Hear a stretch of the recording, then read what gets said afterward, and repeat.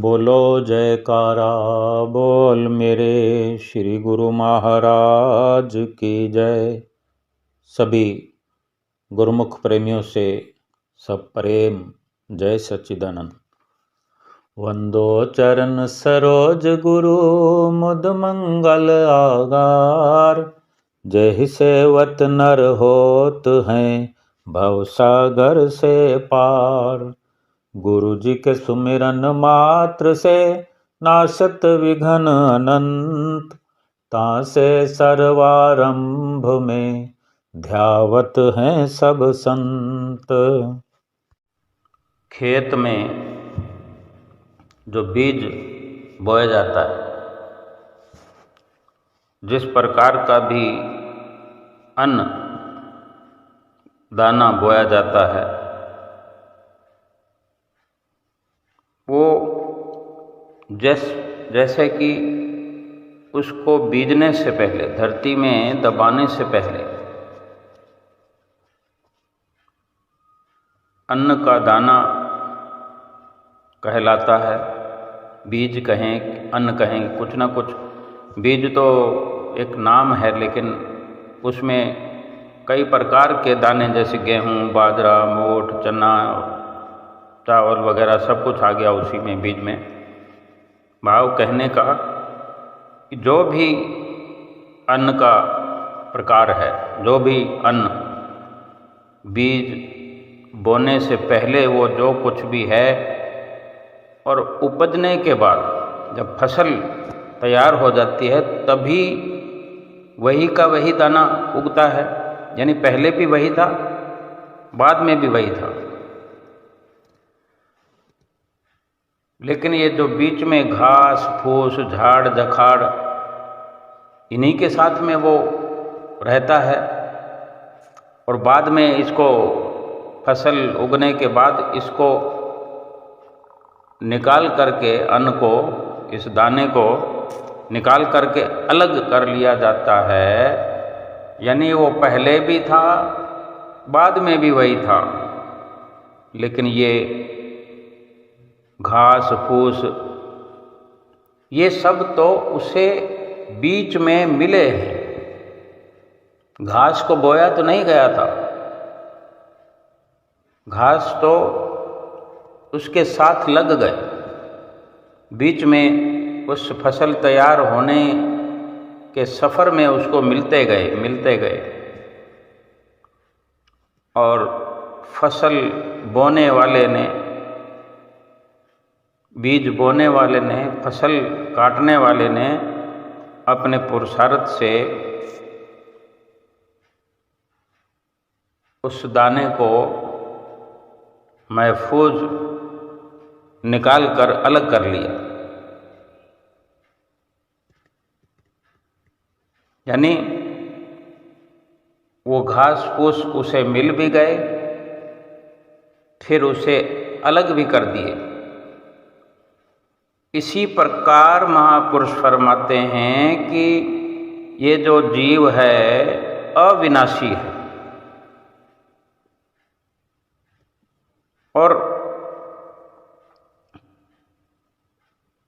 अविनाशी में ही शामिल हो जाओगे। ये जीव आत्मा शरीर मिलने से पहले जैसा प्योर है, खालिश है, सत्य स्वरूप है, ये शरीर तो मिला है। ये कुटुंब, ये परिवार, ये संबंधी, ये सब इसको बीच में मिले हैं। पहले ये जीव ही है, ये आत्मा ही है जो परमात्मा से बिछड़ कर आ गया है, और जन्म लेकर के अलग अलग नामों से पुकारा गया है। किसी को कोई शरीर मिला हुआ है, अनेक अनेक शरीर इस जीव को प्राप्त हुए। एक अपना पर्सनल शरीर मिला है। जैसे हम पुरुष हैं, स्त्री हैं, गोरे हैं, काले हैं। अब इस शरीर के जो जितने संबंध हैं, सब इस शरीर की जितनी मिल्कियत है,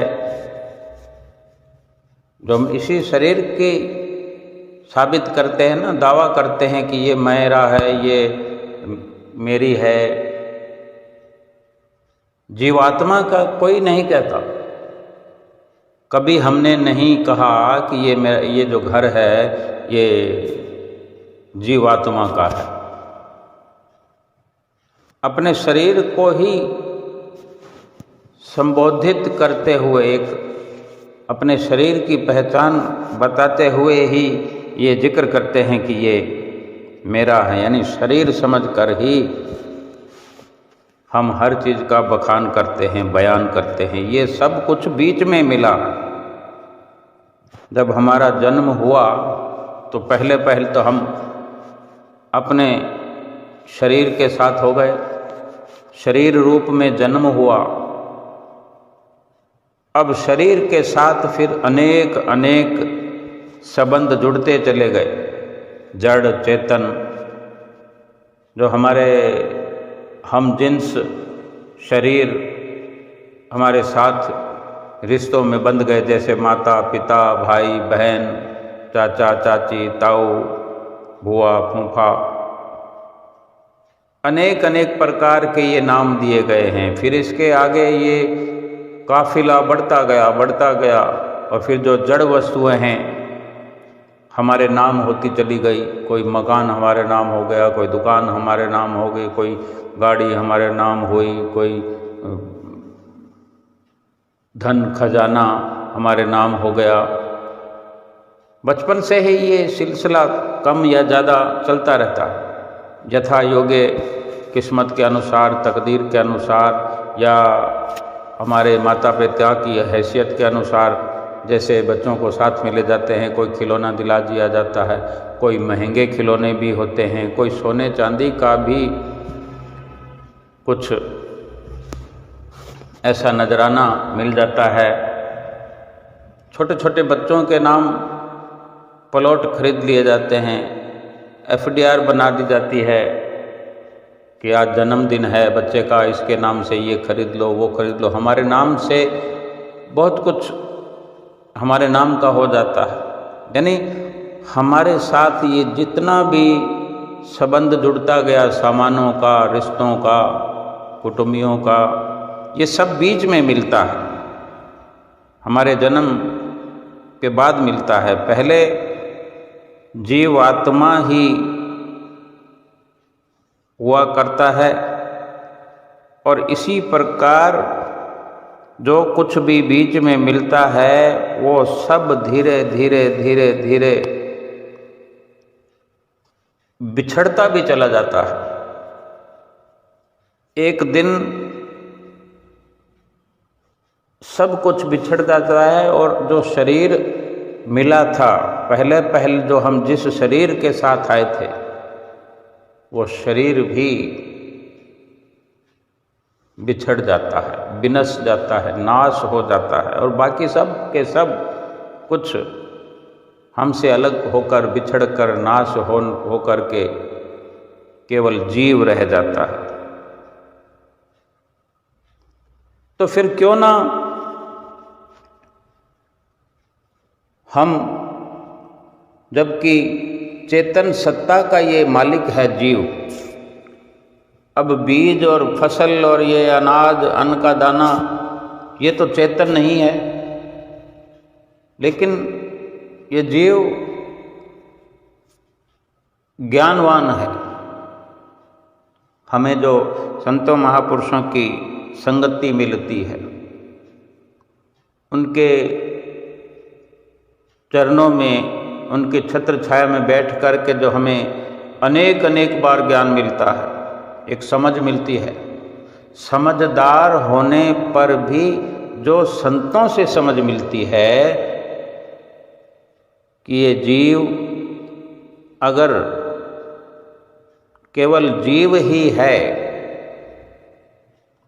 और जीव ही रहना है, लेकिन जो अवस्था बीच में इसके साथ जुड़ जाती है, जो अवस्थाएं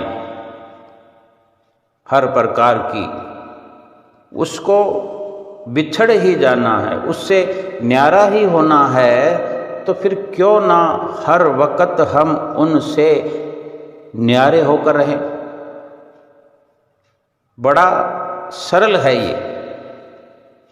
अगर ऐसे इस प्रकार से भी समझ सकते हैं कि जैसे हम जिस दायरे में रहते हैं, जिस घर में रहते हैं, जिस परिवार में हमारा जन्म हुआ, जिस परिवार से हमारी पहचान हुई, या फिर उसी के अनुसार हम अपनी पर्सनल लाइफ बनाते चले गए, इसी प्रकार हमारे आस पड़ोस में कोई, हमारे मिलने जुलने वालों में कोई और हैं, उनकी अपनी पहचान है, उनका अपना परिवार है, उनकी अपनी मिल्कियत है, उनका धन है, खजाना है, उनके प्लॉट्स हैं, दुकान है, मकान है। हम उनको तो नहीं कहते कि ये मेरा है, और किस प्रकार निश्चिंत रहते हैं कि इन सब को हमने अपना समझने की भूल नहीं करनी है।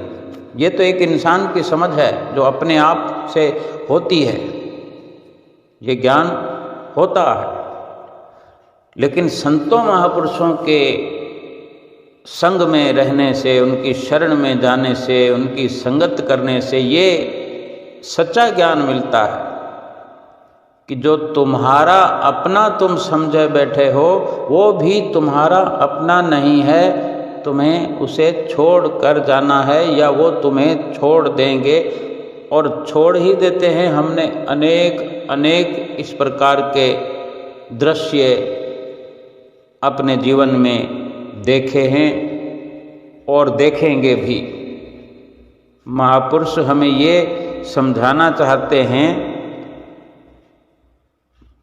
कि अगर सभी कुछ छूट जाने वाला है, सभी से अगर ये जीव न्यारा हो जाने वाला है, तो फिर हर वक्त ही अगर इन सभी नाम दर्ज सामानों से, जिन पर हमारा नाम लिखा हुआ है, शारीरिक नाम लिखा हुआ है, कागज पत्रे बने हुए, स्टैंप लगे हुए हैं, मोहर लगी हुई है, फिर भी संत महापुरुष हमें ये समझा रहे हैं कि ये सब छूट जाने वाला है, इनका साथ छूटने वाला है, ये कहीं किसी प्रकार से हमारा हो नहीं सकता, हमारे साथ जा नहीं सकता। तो फिर इससे हर वक्त न्यारे बन कर के अगर रहें, तो ना इन सामानों का मोह हमें रहे, न अहंकार रहे, इसी प्रकार न कि किसी तरह की काम क्रोध की भावना वासना रहे, ना लोभ रहे। ये हमारी जो भूल हमसे होती है, ये बहुत बड़ी है कि ये धन मेरा है, ये मेरा मान करके उसकी तादाद भी हम ध्यान में रखते हैं कि ये मेरा जो है वो कितना है। अब इस प्रकार के गणित से फिर ये एक से बढ़कर एक विचार उठते चले जाते हैं, विचार पनपते रहते हैं कि अगर मेरा है तो कहीं और नज़र दौड़ाते हैं, दृष्टि डालते हैं तो कहीं अधिक नज़र आता है, तो हमें भी ये लोभ पैदा हो जाता है कि मेरा भी उतना होना चाहिए, उससे अधिक होना चाहिए। और फिर जो हमारे पास है और कहीं नज़र डालने पर पता चलता है कि हमसे किसी के पास कम है, तो उसके कम को देख करके हमें अहंकार हो जाता है कि मेरे पास तो इतना है। इस प्रकार से काम क्रोध लोभ मोह अहंकार के शिकंजे में इंसान, ये जीव फंसा रहता है, कसा रहता है, कसता चला जाता है शिकंजा काम क्रोध लोभ मोह अहंकार का। अधिक होने का लोभ, अधिक होने का अहंकार, और फिर इसी में से क्रोध, ये सब कुछ एक दूसरे के भाई हैं। एक से अगर रिश्ता हो गया, अगर काम से रिश्ता हो गया, तो लोभ मोह अहंकार क्रोध, ये सब आ जाएंगे। अगर एक अहंकार हो गया तो बाकी के फिर लोभ, मोह, क्रोध, काम, ये सब अपने आप आ जाएंगे। एक से रिश्ता बनाने की जरूरत है। और फिर इसके बाद में एक की इतनी बड़ी सेना है और बलशाली सेना है, इतना शिकंजा कस जाता है जीव पर कि जीव फिर इन सब से आज़ाद हो ही नहीं सकता। देखने में या समझने में एक साधारण समझ से मान भी लेता है इंसान के सब कुछ छूट जाना है, ये जीव ही रहेगा, बाकी सब कुछ जो बीच में मिला वो तो छूट जाएगा। लेकिन फिर ये जीव दोबारा जब जन्म लेगा तो फिर इसकी वही स्थिति रहेगी, फिर से रिश्ते मिल जाएंगे। अगर इंसान का जन्म न भी हुआ, 84 लाख योनियों में जन्म मिला, कुछ भी जन्म मिला, हाथी बनकर आ गए, घोड़ा बनकर आ गए, चिंटी बनकर आ गए, या कुछ और बन के आ गए, कुछ भी आ गए, किसी भी प्रजाति में जन्म लिया, कीड़े मकोड़े बनकर आ गए, तो उन सब की फिर रिश्तेदारियां, ये फिर कुटुंब परिवार का बीच में मिलना, फिर ये बार बार लगा रहेगा। अगर जीव ने, इस आत्मा ने परमात्मा से बिछड़कर यहाँ मृत्यु लोक में इस प्रकार से बार बार ये बीच में रिश्ते मिलते गए, नाते होते गए, ये दुख तकलीफ़ें, और कभी ना कभी ये आत्मा जिस परमात्मा से बिछड़ कर आई है उसी परमात्मा से ही मिलना है। तो मिलने में सबसे बड़ी बाधा यही होती है कि हर वक्त जीव इस मैं मेरी में लग करके, काम क्रोध लोभ मोह अहंकार में फंस करके ना तो इस जन्म मरण से छूट सकता है और ना ही फिर परमात्मा तक पहुंच सकता है।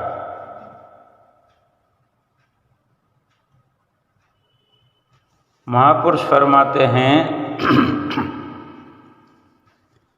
कि तुम जो बार बार ये समझते हो, दूसरों को समझाते हो कि मैं ये हूँ, मैं वो हूँ, अपनी जो पहचान बताते हो, वास्तव में तुम अपने भीतर प्रवेश करके खुद जान तो लो एक बार कि तुम हो कौन। एक बार अपने आप से पूछो तो सही कि तुम कौन हो। मैं अपने आप से एक बार पूछूं कि मैं कौन हूं।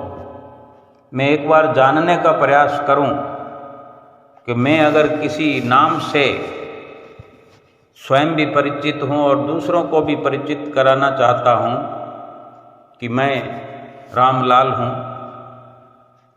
तो एक बार मैं अपने आप से पूछूं कि रामलाल माने कौन। अगर जन्म हुआ तो रामलाल का हुआ और मृत्यु होगी तो रामलाल की होगी। आज भी हम रामलाल हैं और मृत्यु होने पर भी ये पहचान इतनी तो उजागर की जाएगी कि रामलाल मर गया, लेकिन रामलाल की तो लाश पड़ी हुई है, रामलाल का पार्थिव शरीर पड़ा हुआ है। लेकिन अब रामलाल बोलता क्यों नहीं है? अपनी पहचान वो स्वयं बताता क्यों नहीं है? अब वही रामलाल चलता फिरता क्यों नहीं है? बीमार है तो दवाई खाता क्यों नहीं है? केवल उसको शमशान ले जाने का ही एक कार्य बाकी रह जाता है। तो वो कौन था जो इस रामलाल को चलाता था, जिसके कारण ये रामलाल की पहचान खुद भी अपनी समझता था और दूसरों को भी परिचय देता था कि मैं रामलाल हूँ, वो कहाँ है या वो कौन था? वही तो जीवात्मा है। तो वो कहाँ गया? वो तो अविनाशी है। आत्मा का विनाश नहीं होता, अजर अमर है। ये सब कुछ जन्म लेने पर मिल जाता है, मृत्यु होने से पहले पहले छूट जाता है। ये जीव इन सब से न्यारा हो जाता है। मृत्यु शरीर की हुई ये हमने मान लिया, लेकिन ये भी कहा जा सकता है कि मृत्यु तो किसी की भी नहीं हुई। हमने इसको जिंदा माना था, शरीर को, चलते फिरते हुए को, बोलते हुए को, इसी रूप में हर वक्त देखना चाहा था, और ये स्थिति बिल्कुल उलट हो गई। अब ये शरीर बोलता चालता नहीं, चलता फिरता नहीं, कुछ देखता नहीं, कुछ सुनता नहीं, कुछ काम करता नहीं। ये सब कुछ गतिविधियां इसकी रुक गई और हमने इसको घोषित कर दिया कि ये फला व्यक्ति मर गया। लेकिन असल में अगर ये समझा जाए, जो महापुरुष समझाना चाहते हैं, सद्गुरु सिखाना चाहते हैं, कि हम ये समझें कि हम जीव हैं, हम जीव आत्मा हैं। ये शरीर मिला हुआ है, दूसरे अनेक अनेक शरीर तो एक दूर की बात है, ये हमारा अपना शरीर भी मिला हुआ है और बिछड़ेगा भी। ये आज भी मृत है और एक दिन मृत की घोषणा कर दी जाएगी।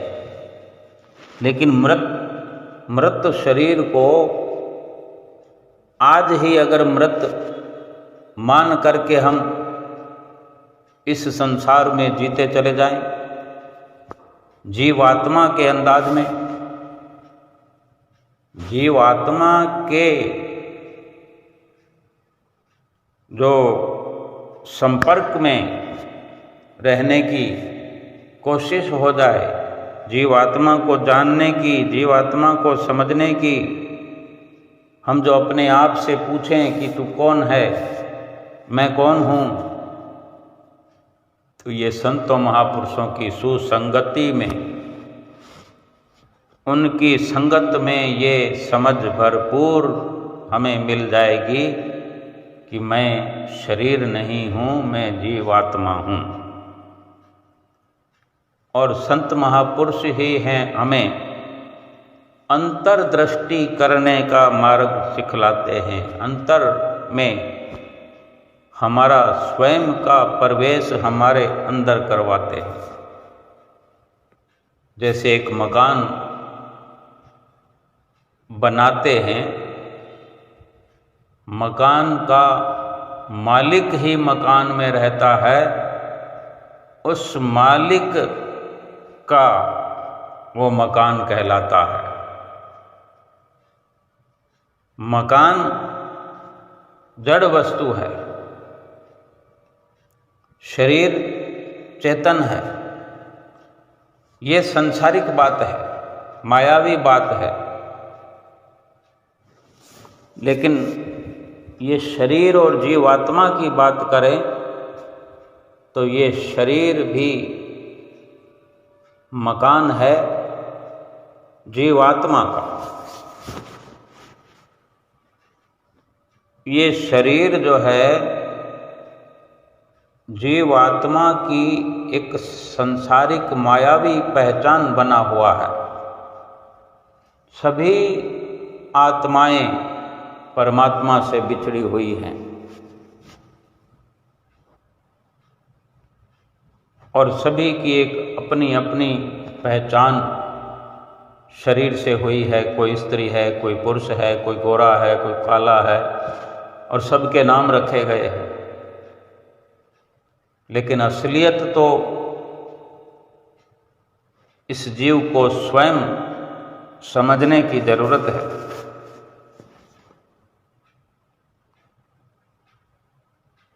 और ये रात और दिन दुखों में गलतान है, मुसीबतों से घिरा हुआ है। ये शरीर से अपनी पहचान समझने के कारण है, क्योंकि शरीर ये दुख रूप है और जीवात्मा सुख स्वरूप है। जब तक जीवात्मा का बोध नहीं होगा, जीवात्मा का साक्षात करने का कदम नहीं उठाया जाएगा, साक्षात्कार की ओर नहीं कदम बढ़ाएंगे, तब तक शरीर रूप मान करके, अपने आप को शरीर समझ करके इस शरीर पर अनेकों अनेकों कष्ट भोगते चले जाएंगे। सुख शांति अगर पानी हो तो कहीं इंसान जो भटक रहा है, भटकने की जरूरत नहीं, अपने आप को समझने की जरूरत है, अपने आप को जानने की जरूरत है। अपने आप को ना जानने के कारण, ना समझ पाने के कारण ये दुखी बना हुआ है।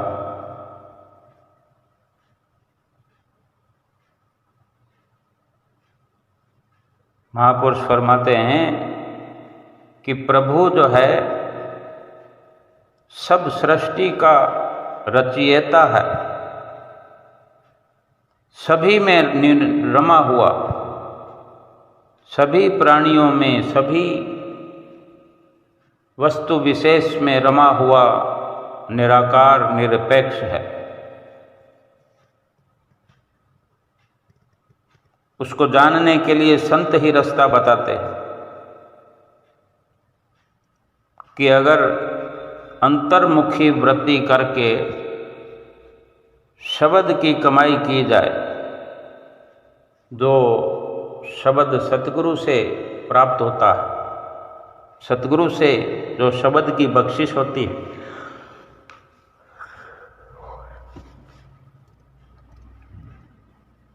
उस शब्द की कमाई भीतर अपनी सुरती को अंतर्मुखी करके शब्द की कमाई की जाए तो अपार आनंद व शांति का भंडार मिल जाएगा। ये जो शब्द की कमाई करने का महापुरुष बार बार समझाते हैं, जतलाते हैं कि सतगुरु का ऐसा ध्यान करो कि केवल केवल सतगुरु ही रह जाए। जैसे तू और मैं का, दोनों का मिश्रण है, तू का ऐसा ध्यान करें,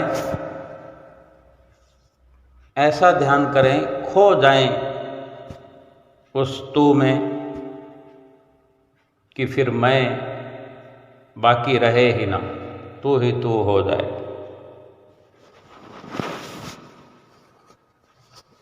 फरमाते हैं कि सतगुरु का ऐसा ध्यान करो कि केवल तुम ही तुम रह जाओ, तुम ही तुम रह जाओ या तू ही तू रह जाए, यानी एक रहे। और जो मैं है, हम जो अपने आप को मैं करते हैं, ये मैं जो है उस तू में विलीन हो जाए। तेरी रजा रहे और तू ही तू रहे, बाकी न मैं रहूं न मेरी आरज़ू रहे। जब तक कि तन में जान रगों में लहू रहे, बस तेरा हो जिक्र या तेरी जुस्तजू रहे। सारे तीर्थ धाम आपके चरणों में, हे गुरुदेव प्रणाम आपके चरणों में। जब सतगुरु से ऐसा गहरा संबंध हो जाए, जब ऐसी गहरी सतगुरु से मुलाकात हो जाए, सतगुरु से ऐसी नज़र जुड़ जाए कि फिर अपना होश ही न रहे। तेरी नज़रें पड़ी तो कमल हो गए, तेरी बातें करी तो गज़ल हो गए। मेरी हस्ती तो थी एक टूटा मकान, तेरी रहमत हुई तो महल हो गए। हे सतगुरु मैं तेरे संग रहूं ये ज़रूरी नहीं, बस मैं जहाँ भी रहूं तेरी शरण रहूं। यानी मैं समाप्त हो जाए मेरी, तू जहाँ भी रहे, तेरे साथ विलीन हुआ, गुमशुदा हुआ, तेरे ही साथ मिला रहूं, बस तू ही तू हो जाए।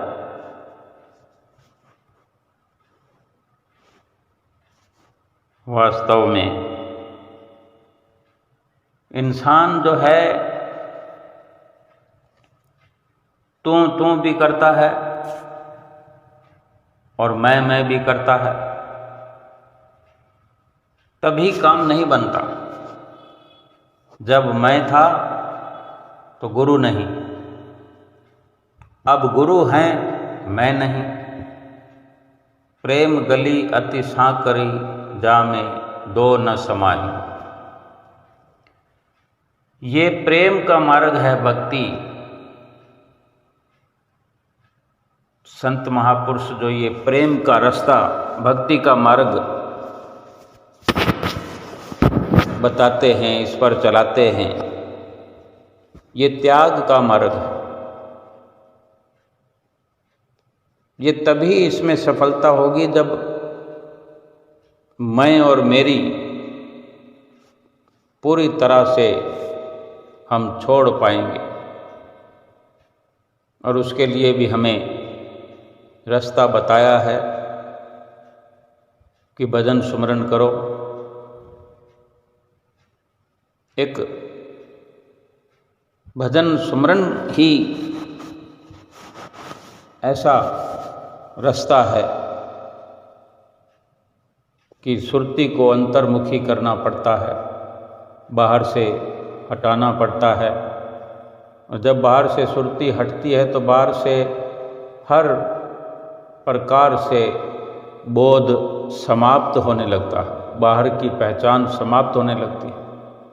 बाहर की पहचान समाप्त होती है तो भीतर की पहचान होने लगती है। फिर भीतर उस सत्य स्वरूप आत्मा का साक्षात होने पर ये मैं मेरी कहीं पीछे छूट जाती है, धरी की धरी रह जाती है और तू ही तू फिर बाकी रह जाता है। एक को छोड़ेंगे नहीं तो फिर दूसरी को प्राप्त कर नहीं सकते। मैं को छोड़ेंगे तभी तू में प्रवेश हो जाएंगे। एक चींटी और चावल के दाने की कहानी है। एक चींटी चावल का दाना अपने मुंह में लेकर जा रही थी। रास्ते में उसे दाल का दाना पड़ा दिखाई दिया। उसे देखा तो वो रुक गई और उसको मुंह मारने लगी कि दाल का दाना भी उठा लूं। और ये कैसे संभव था कि वो अपने छोटे से मुख में चावल का दाना भी, जबकि बड़ी कठिनाई से पकड़ कर जा रही थी, अब वो चाहती है कि दाल भी साथ में लेती चलूं। अब वो दाल पकड़ती है तो चावल का दाना छूट जाता है। और ये बार बार ये दृश्य दोहराया जा रहा है। कभी वो चावल पकड़ती है, कभी दाल पकड़ती है, कभी दाल पकड़ती है, कभी चावल पकड़ती है, एक छूट जाता है। वो दोनों को लेकर चलना चाहती है, चावल को छोड़ना चाहती नहीं और दाल को साथ लेना चाहती है। तो संयोगवश परम संत कबीर साहब जी वहाँ से जा रहे थे, उनकी नज़र उस चींटी पर, उस चींटी की अवस्था पर पड़ी और चींटी को इस तरह परेशान और दुविधा में देखकर उनके मुख से स्वाभाविक ही ये वचन निकले कि इतिहास जो रचा गया है, जो शास्त्रों में आज वर्णन है, ये महापुरुषों की वाणियाँ उनके सच्चे अनुभवों के द्वारा लिखी गई है। कितने ही ऐसे दोहे चौपाइयों का वर्णन हुआ है जीव मात्र को समझाने के लिए, किसी न किसी माध्यम से, किसी दृष्टांत से। कबीर साहब जी ने क्या वचन फरमाए? चींटी चावल ले चली, बीच में मिल गई दार। चींटी चावल ले चली, बीच में मिल गई दाल। कह कबीर दो ना मिले, एक ले दूजी डाल। क्या भावार्थ है? कबीर साहब जी ने फरमाया कि ये भोली चींटी, दोनों दाल भी और चावल भी तो एक साथ तो नहीं ले जा सकती, इसलिए बेहतर यही है कि एक को छोड़ दे, या तो चावल को छोड़ दे या दाल को छोड़ दे, तभी तो सफल हो सकती है। नहीं तो यहीं खड़ी इसी ऊहा पो में लगी रहेगी, कभी दाल कभी चावल, और काम बनेगा नहीं। इसी प्रकार से महापुरुषों ने इस जीव को समझाया है, मनुष्य को भी दोनों चीज़ें नहीं मिल सकती। मनुष्य को अगर भक्ति करके सफलता प्राप्त करनी है, ये अपनी जीवात्मा को परमात्मा से मिलाना चाहता है, ये रोज रोज के दुख से, मुसीबत से छुटकारा पाना चाहता है, तो फिर माया का त्याग करना पड़ेगा। या तो भक्ति करे, माया का त्याग कर दे, या फिर माया को साथ लिए जाए, भक्ति का ख्याल फिर छोड़ दे, फिर जीव आत्मा को परमात्मा से मिलाने का विचार छोड़ दे, फिर ये दुखों से छुटकारा पाने का ख्याल भी छोड़ दे, क्योंकि दुखों से फिर कभी छुटकारा नहीं हो सकता। ना जन्म मरण छूटेगा और ना ही दुखों से छुटकारा होगा। जितना भी जन्म मरण होता रहेगा, जब तक भी संसार में आना जाना लगा रहेगा, दुख ही दुख मिलता रहेगा। और अगर ये ख्याल हटा दिया जाए, जिस संसार में हम आना ना चाहते हो, तो उस संसार का ख्याल अभी से हमें हटा देना पड़ेगा। लेकिन हम संसार से अपने ख्याल को कहाँ हटा पा रहे हैं? हम तो रात दिन, चींटी का तो एक उदाहरण था कि वो 2 दाने, हम तो 2 छोड़ अनेक मायावी प्रपंचों में फंसे हुए हैं, सामानों में फंसे हुए हैं। यानी जितना भी प्राप्त कर लें हम, अधूरे ही अधूरे हैं। एक मिला तो 10 होते, एक हुआ तो 10 होते, 10 हुए तो 100 की इच्छा है, 100 पाकर भी संतोष नहीं, सहस्त्र होए तो अच्छा है। इतना करते करते राजा के पद पर जा पहुँचा। डायन ये ऐसी तृष्णा है, आयु का नाश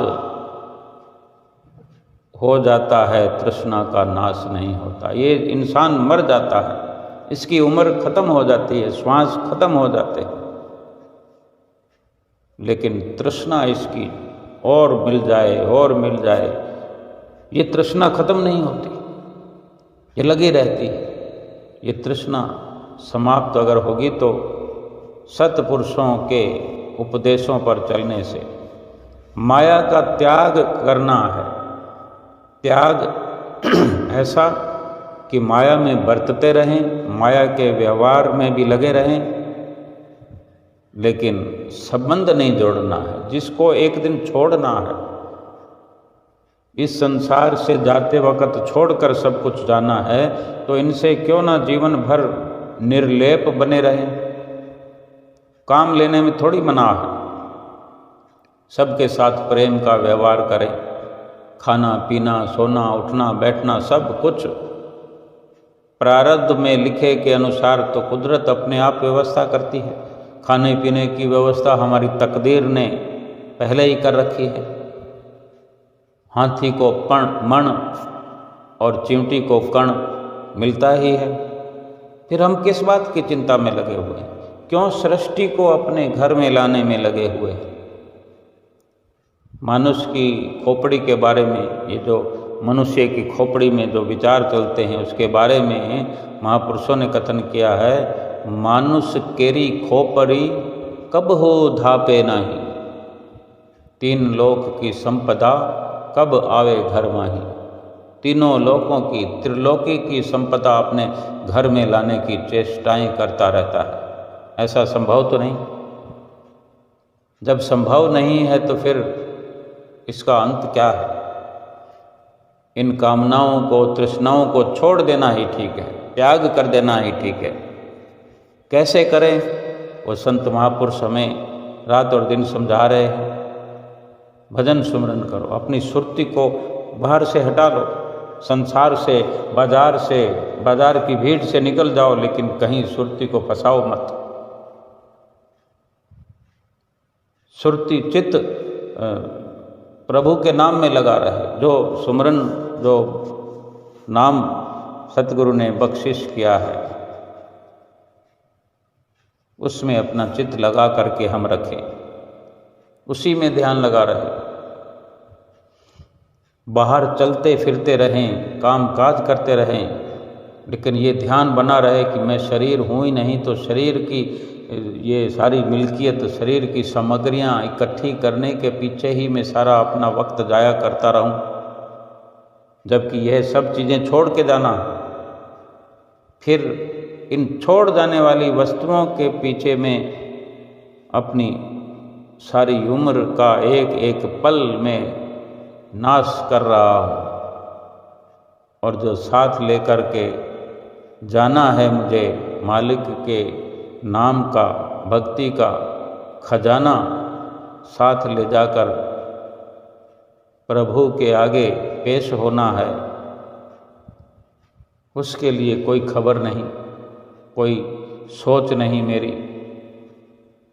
और फिर ये संसार के ख्यालात, संसार की कामनाएं, इच्छाएं, ये फिर दोबारा इस संसार में लेकर आएगी, बार बार लेकर आएगी। बार बार जन्मना पड़ेगा, बार बार मरना पड़ेगा।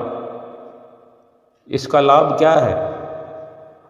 अगर कोई बच्चा स्कूल में पढ़ता है, किसी क्लास में पढ़ता है, पहली क्लास से लेकर किसी भी क्लास में पढ़ता हो, जिस क्लास में भी अगर वो गफलत करे, सोचो कि 5वीं क्लास का बच्चा है, अब 5वीं क्लास में वो 5वीं क्लास की पढ़ाई नहीं करता है ढंग से, सवाल जवाब ठीक से नहीं अगर रटता है, नहीं अभ्यास करता है, तो फेल हो जाएगा। अगली बार फिर 5वीं क्लास में पढ़ा रहेगा। बार बार उसी कार्य को कोई करता रहे, कोई चाहता है आगे बढ़ना है, तो मनुष्य का जीवन ही जो मिला हुआ है आगे बढ़ने के लिए मिला है। आगे बढ़ने का मतलब यह है कि पीछे 84 लाख योनियों से तो हम बढ़ करके आगे आए हैं, उनको छोड़ करके इस मनुष्य की क्लास में आए हैं, मनुष्य की ये योनि मिली है। अब क्या फिर कई बार ऐसा भी होता है कि 5वीं क्लास का बच्चा दोबारा भी पढ़ने की बजाय 4थी क्लास में डाल दिया जाता है कि अभी तो उसको 5वीं क्लास का कुछ ज्ञान ही नहीं है, फेल होने के भी काबिल नहीं है। तो इससे पहले 4थी क्लास का इसको ज्ञान होना चाहिए, तो उसे एक क्लास पीछे कर दिया जाता है। ऐसे ही मनुष्य जीवन पा करके भी अगर मनुष्य जीवन का लाभ नहीं उठाता है, जो कि मनुष्य जीवन का लाभ यही है कि आगे की क्लास में जाए। आगे की क्लास यानी परमात्मा के साथ आत्मा का मिलन हो जाए। और अगर ये सब कार्रवाई हम यहाँ नहीं करेंगे, पशुओं के बराबर काम करेंगे, मनुष्य होकर भी पशुओं तुल्य काम करें, पशुओं के बराबर वाले काम करें या पशुओं से भी बदतर काम करें। ऐसा नहीं है कि पशुओं वाले काम ही इंसान करता है, पशुओं से भी बदतर अगर इंसान होकर इंसान के काम अगर इंसान नहीं करता, इंसान वाला कर्तव्य नहीं करता, तो पशुओं वाले काम तो पशु जो हैं बेहतर करते हैं। ये इंसान तो फिर पशुओं से भी गया गुजरा। पशुओं वाले लाइन में गिनती में तो आ जाएगा, लेकिन पशुओं की जो सिफत है, पशुओं की जो तारीफ है बहुत सारी, वो भी फिर इंसान की नहीं रह जाती। लेकिन पशुओं वाले कार्य करके फिर आगे पशुओं वाले जीवन में ही जाएगा। ये तरक्की थोड़ी ही हुई, ये तो नुकसान हो गया, बड़ा भारी नुकसान हो गया। अगर फिर से ये 5वीं क्लास का बच्चा 4थी क्लास में चला जाए तो अगले साल फिर आ जाएगा 5वीं क्लास में, फिर पढ़ाई करके फिर 6ठी में पहुंच जाएगा, 7वीं में पहुंच जाएगा। साल 2 साल ऊपर नीचे हो गया तो इतनी बात है। लेकिन मनुष्य जीवन की क्लास से अगर जानवर की क्लास में पहुंच गया तो फिर वापस तो इस मनुष्य वाली क्लास में आना असंभव हो जाएगा। लेकिन अभी तो ये अवसर मिला हुआ है, अभी तो ये स्वर्णिम अवसर मिला हुआ है। और संत महापुरुष पुकार पुकार कर कह रहे हैं, क्योंकि हमें ये आला दर्जा मिला है, इतना बड़ा ओहदा मिला है कि मनुष्य जीवन के साथ साथ सतगुरु की शरण मिली है, सतगुरु की नज़दीकी मिली है, सतगुरु का अनुपम प्यार मिला हुआ है कि उनसे नाम की दीक्षा मिल गई है, नाम का सरमाया हासिल कर लिया है। अब हम सुमरन नहीं करते। जिसको नाम की बख्शिश हो जाए फिर वो सुमरन न करे, फिर नाम प्राप्त करने का फायदा क्या? क्या फायदा उठाया फिर नाम लेकर के? क्या लाभ उठाएंगे फिर? सतगुरु ने हम पर इतना भरोसा किया, सतगुरु से हमने वादा किया, सतगुरु ने हमसे वादा लिया। संसार में जितनी थोड़ी बहुत हम वफा करते हैं संसार से, किसी से वादा करते हैं तो निभाते हैं, जबकि ये झूठे मतलबी रिश्ते हैं, मतलब का संसार है, स्वार्थी संसार है, वहाँ भी थोड़ी बहुत हम वफा करते हैं। थोड़ी वफा सतगुरु से भी हम कर लें। महापुरुष फरमाते हैं, कदरदान फरमाते हैं, सतगुरु से थोड़ी वफा कीजिए। नाम जो मिला है रोज सुमरन कीजिए।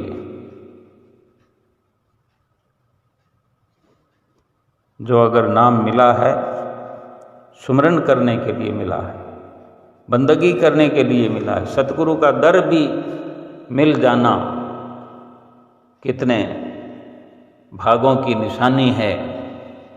और हम ऐसी बख्शिश को पा करके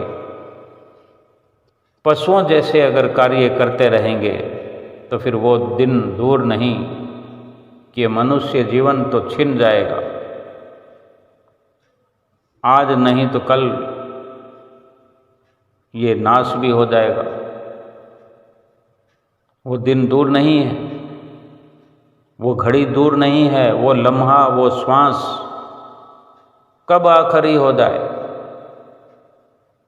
ये मैं मेरी तो फिर इस जीवन में तो छोड़नी ही पड़ जाएगी। ये मेरा मकान है, ये मेरा बंगला है, ये मेरी गाड़ी है, ये मेरा धन है, पदार्थ है, ये मेरा सोना है, चांदी है, ये मेरी सोने की अंगूठी है, हीरे की अंगूठी है, ये तो सब छूट जाएगा ना। मरण शैया पर लेटे हुए हैं तो कोई अंगूठी पहनकर भी नहीं जाने देगा, घर वाले उतार लेंगे। हमारी तो ना हुई ना, हमारे साथ तो ना गई, तो क्यों फिर इन सब चीज़ों का बोझ अपने हृदय पर लेकर के मेरा मेरा मेरा मेरा करते रहे।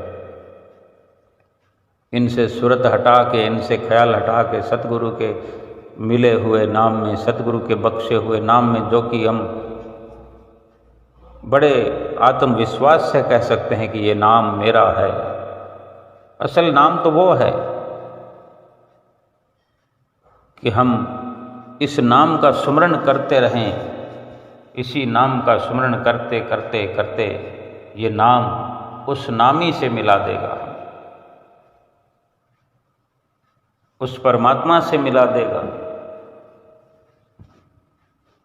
राम राम राम राम सब कोई कहते हैं, लेकिन राम से मिलने का रास्ता तो सतगुरु ही बताते हैं। सतगुरु ही ऐसा अवसर हमारे लिए खोलते हैं, खोलकर बैठे हुए हैं। नाम को हमें हमारी झोली में डालते हैं, नाम हमारे हृदय में प्रवेश कराते हैं। उसी नाम को जप करके हम उस राम से मिल सकते हैं, परमात्मा से मिल सकते हैं। आत्मा और परमात्मा का मिलन होगा और इस जन्म मरण के चक्कर से छुट्टी हो जाएगी। ये लोक सुखी होगा और लोक सुहेला हो जाएगा। बोलो जयकारा बोल मेरे श्री गुरु महाराज की जय।